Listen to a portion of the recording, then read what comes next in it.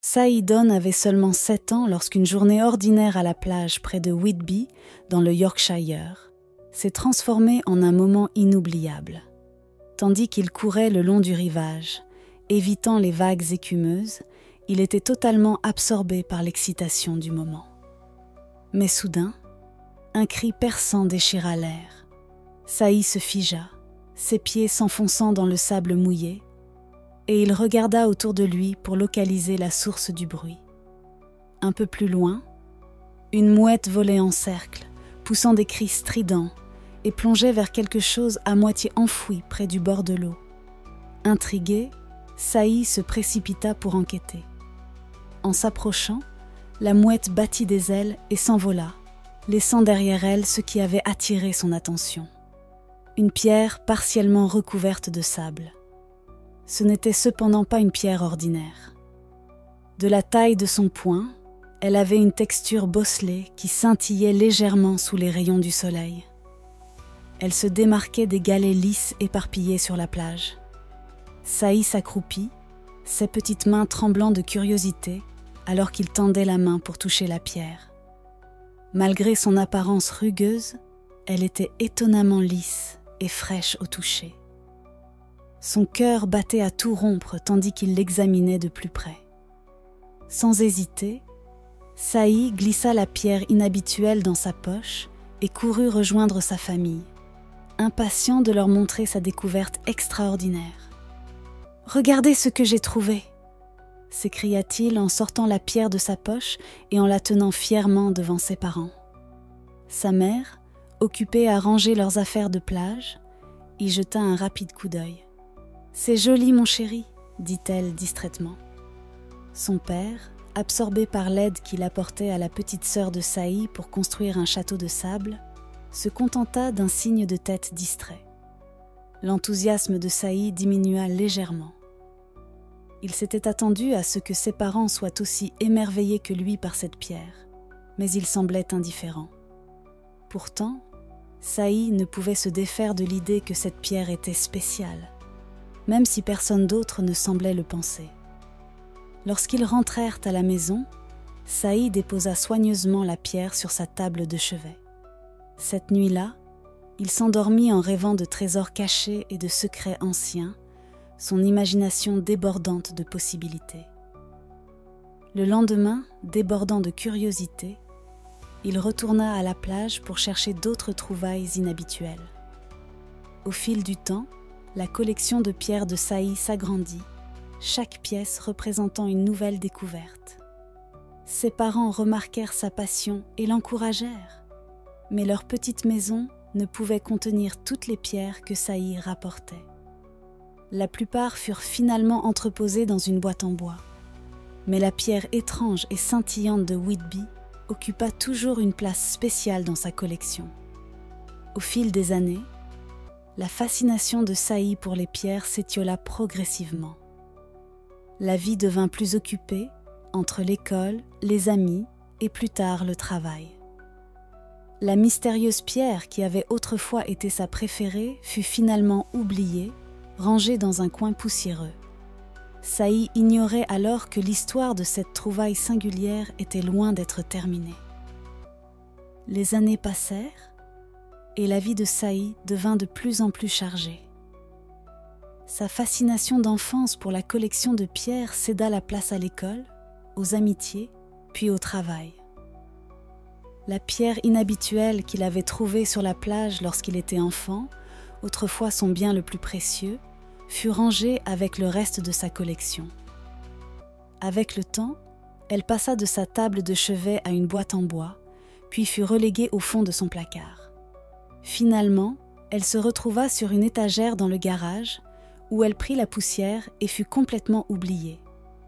Avançons de 35 ans. Saï, désormais âgé de 42 ans, vivait dans le Kent et occupait un emploi monotone dans la vente. Bien qu'il ait une compagne aimante, Emma, il ressentait souvent qu'il manquait quelque chose à sa vie. Au fond de lui, il aspirait à une existence plus excitante et épanouissante, sans toutefois parvenir à définir ce que cela pourrait être. Un samedi matin ensoleillé, Emma suggéra de s'attaquer au désordre croissant dans leur garage. Pendant le petit déjeuner, elle sourit et dit « Il est temps de ranger ce bazar, tu ne crois pas ? Nous devons faire un peu de place. » Saï accepta à contre-cœur, et après avoir terminé leur café, le couple se dirigea vers le garage pour commencer cette tâche intimidante. L'espace était encombré de souvenirs et d'objets oubliés. Un mélange de souvenirs d'enfance, de décorations de fêtes et de projets de bricolage abandonnés. En triant les piles d'affaires, Saï ressentit une vague de nostalgie l'envahir. Chaque objet qu'il déterrait semblait porter un fragment de son passé, et cette activité le rendait à la fois pensif et mélancolique. Les heures passèrent, et Saï était sur le point d'abandonner lorsqu'un objet attira son attention. Une boîte en bois enfouie sous une pile de vieux équipements de sport. Intrigué, il la sortit, souffla la couche de poussière qui la recouvrait et l'ouvrit. À l'intérieur, il trouva une collection de souvenirs d'enfance, dont sa collection de pierres longtemps oubliées. Là, nichée parmi les autres pierres, se trouvait la pierre étrange et scintillante de Whitby qu'il avait découverte tant d'années auparavant. Saï la prit dans ses mains, la retournant pour l'examiner. Les souvenirs de cette journée sur la plage lui revinrent en mémoire, aussi vivaces que s'ils dataient d'hier. La pierre était toujours aussi lisse et fraîche au toucher qu'elle l'avait été lorsqu'il avait 7 ans. Mais quelque chose avait changé. Il remarqua une fine fissure le long d'un côté, un détail qu'il n'avait jamais vu auparavant. La curiosité prit le dessus. Il appliqua une légère pression sur la fissure, et à sa grande surprise, la pierre commença à s'ouvrir. « Emma !» appela-t-il, sa voix remplie d'excitation. Sa compagne accourut, une lueur d'inquiétude dans le regard. « Qu'y a-t-il » demanda-t-elle. Saï tendit la pierre désormais ouverte, révélant ce qui se trouvait à l'intérieur. Parfaitement préservée dans la pierre se trouvait la coquille spiralée d'une créature marine ancienne. Son motif complexe scintillait d'une iridescence arc-en-ciel, lui donnant l'apparence d'être presque vivante. « C'est un fossile » dit Saï, abasourdi. « Je pense que cela pourrait être un ammonite, mais je n'en ai jamais vu un comme celui-ci. » Emma fixa le fossile, tout aussi émerveillée. « C'est incroyable » murmura-t-elle. « Pensez qu'il était dans notre garage toutes ces années. » Saï acquiesça, une sensation familière d'émerveillement bouillonnant en lui. « Nous devons en savoir plus sur cela, » dit-il, déterminé à percer les secrets de ce fossile. Ce moment marqua le début d'un voyage extraordinaire. La découverte d'enfance de Saï, longtemps oubliée et mise de côté, venait de réapparaître pour changer sa vie à jamais.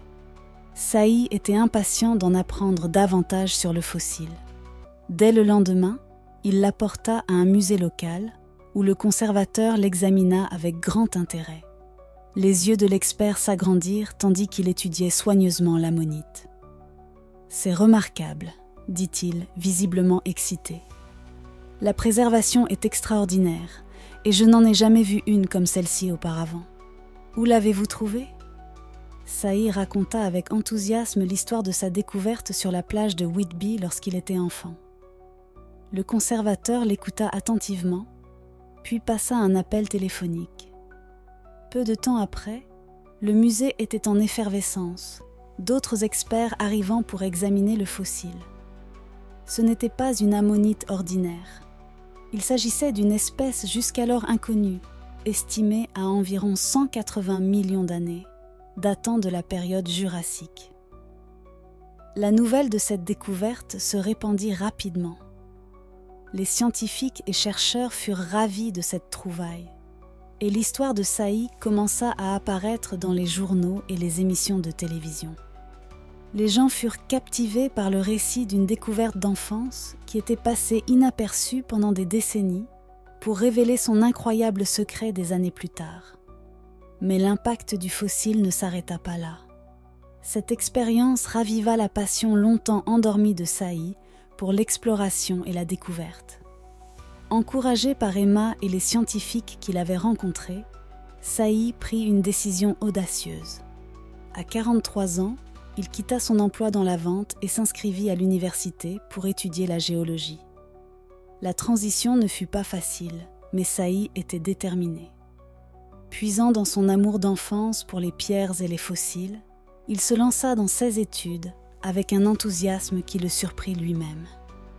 Saï excella, développant rapidement une réputation pour son œil aiguisé et sa perspective unique en tant que chasseur de fossiles amateur et étudiant mature.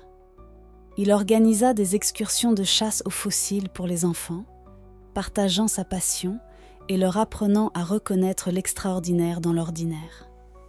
Ses efforts furent récompensés, et 3 ans plus tard, Saï obtint son diplôme en tête de sa promotion, poursuivant ensuite ses études avec un master spécialisé dans les fossiles jurassiques de la côte du Yorkshire.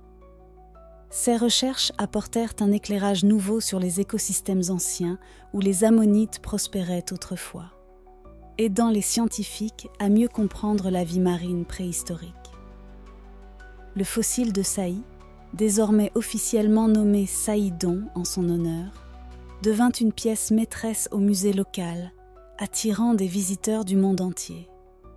Saï visitait souvent l'exposition, réfléchissant à combien sa vie avait changé grâce à un simple moment de curiosité sur une plage. Mais l'histoire ne s'arrêta pas là. 5 ans après la découverte, un scientifique japonais contacta Saï avec une nouvelle stupéfiante. En utilisant une technologie avancée, ils avaient découvert les restes du dernier repas de l'ammonite, préservés à l'intérieur du fossile. Cette découverte révolutionnaire offrit de nouvelles perspectives sur ce que ces créatures anciennes mangeaient et comment elles vivaient, réécrivant ce que les scientifiques savaient sur la vie marine à l'époque jurassique. Saï se retrouva à présenter ses découvertes lors d'une grande conférence scientifique face à un auditoire captivé.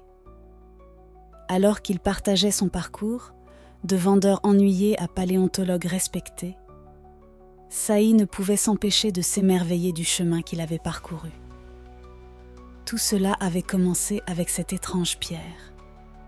Inspiré par sa transformation, Saï fit de sa mission d'encourager les autres à suivre leur curiosité.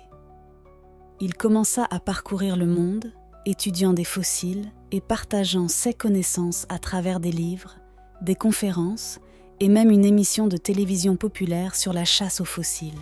Chaque année, il organisait des excursions sur la plage de Whitby, enseignant aux enfants et aux adultes comment chercher des fossiles et ressentir l'excitation de la découverte.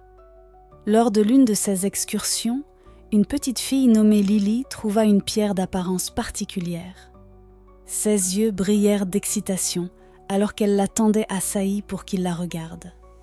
Il sourit, se souvenant de sa propre découverte d'enfance. « C'est une superbe trouvaille », dit-il chaleureusement. « Tu sais, parfois, les trésors les plus incroyables se trouvent juste sous nos yeux. » Alors que Saï observait l'enthousiasme de Lily, il ressentit un profond sentiment de gratitude. Sa vie avait changé de façon qu'il n'aurait jamais pu imaginer, tout cela grâce à un simple moment de curiosité sur une plage tant d'années auparavant. Tenant dans sa poche un petit fragment de son fossile original, Saï fit passer son pouce sur sa surface lisse et sourit. La vie, pensa-t-il, regorge de merveilles cachées qui n'attendent que d'être découvertes. Le parcours de Saï était la preuve que même les plus petites actions pouvaient mener à des aventures extraordinaires. Avec un groupe de chasseurs de fossiles enthousiastes à ses côtés, Saï jeta un dernier regard aux vagues qui s'écrasaient contre le rivage.